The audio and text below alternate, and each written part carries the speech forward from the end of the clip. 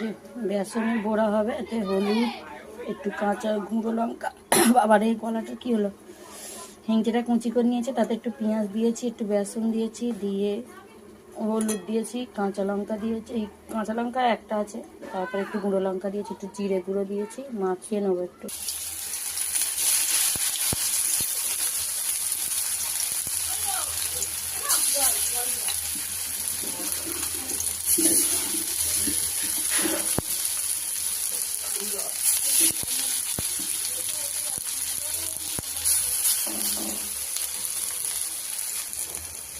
একটু বলতে দিয়েছি, দিতে এরকম হয়েছে,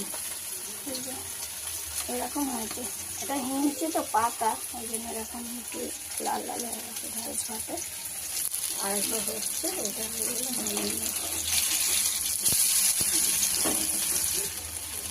এই জন্য হয়ে গেছে।